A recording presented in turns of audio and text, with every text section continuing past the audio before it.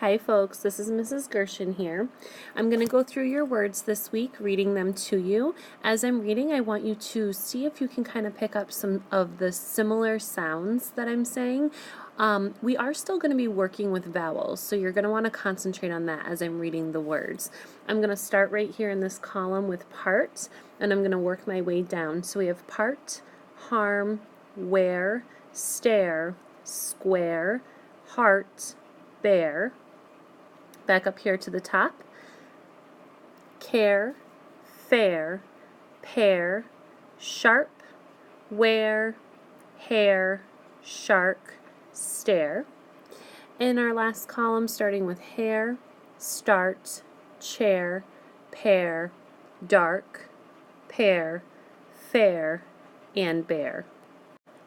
Now, as I was reading those words, you were probably noticing that you heard a lot of the R sound, and oftentimes R's actually control the vowels in our word. So we're going to look at some different combinations of how R is controlling our vowels. Sometimes R makes our vowels sound short, and then sometimes R makes our vowel sound long, depending the combination of letters that you put together.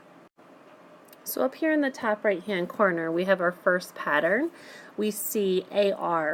Now AR together is going to make a short A sound where R is actually doing most of the controlling here.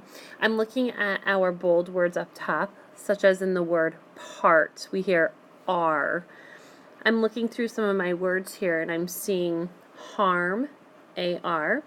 I'm also seeing, let's see here, sharp. Let's find sharp. Here it is, sharp. I'm also seeing dark and shark. We're seeing the short vowel sounds there. There might be a couple more. Oh, I'm also seeing the word start. So that's really making the short vowel sound. You're hearing with those words. Now, as I was reading through, you probably noticed that when I said the word heart, it's the same sound right here in this first column. It's the same sound as part, harm, shark, sharp, start, dark. You hear heart. Now, there's a very simple explanation for why heart is spelled E-A-R. Back in the old days, a heart that was spelled like part, harm, and shark, a heart was a male deer. So when they were spelling the word heart, they had to use EAR because AR was already taken in the word heart. So yeah, heart is going to be one of your oddballs this week. Now the rest of our words this week are going to be long vowel sounds, and you're going to notice that there are a couple different ways that you can make the long vowel sound where R kind of does the controlling.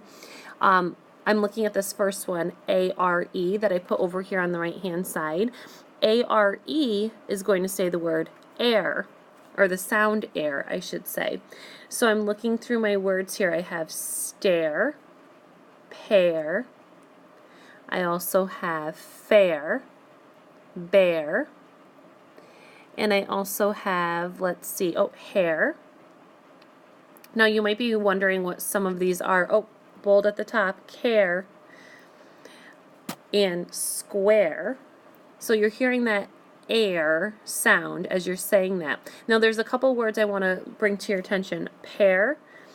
That's not the fruit that we eat. That pear is when you're like cutting the skin off of a piece of fruit, like a lemon or a lime. That's called paring the fruit. The hair in this middle column also, that is a large rabbit. Then down here, I have fair. Now this fair is not like the fair you go to play games, or if something is fair or not fair. This is actually like the fare you would have to pay to get on a bus or a train. It's a payment, it's money. And then bear down here is not our animal. That's like walking in your bare feet. You have nothing on your feet. So we have another long vowel sound that's making the air sound other than A-R-E, and it's A-I-R, like in the word hair, which probably makes more sense to us because A-I-R actually spells air, like the air we breathe. So I'm going through my words here and I see fair. That is like the fair, whether or not something is fair or not fair. I'm also seeing the word stair, like your staircase at home that you walk up. I have chair, pair, that is putting together a pair of socks, something that matches.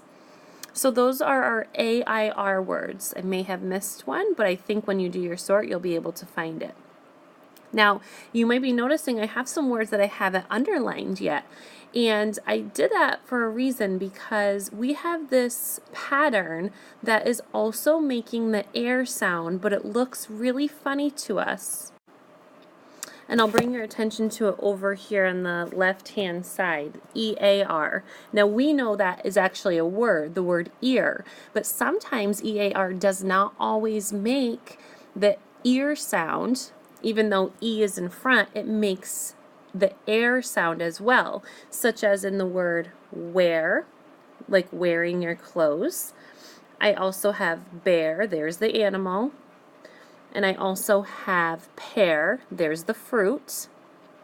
And I think those are all the EAR sounds that actually say air instead of ear. Those are going to end up in your oddball because they do not match the other two long vowel sounds where A is actually in the lead. Now there is one more word left, and I'm going to bring your attention to that word right now. It's the word where in the middle, like where are you? Now where is spelled E-R-E, and that is going to have to be an oddball as well. Now that is like where are you? The reason we're spelling it with an E-R-E here is because you'll notice that where, E-A-R, was already taken.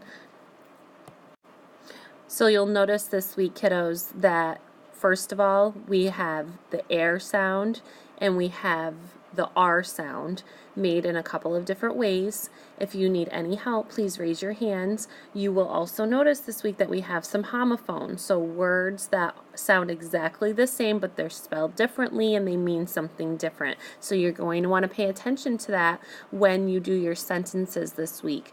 And on the day that I'm giving the test, you're going to really have to listen to your sentences so you're spelling the word correctly that I am explaining in a sentence for you. If you're unsure of any of the homophones this week, please raise your hand and I can come and help you with that as well. Happy sorting!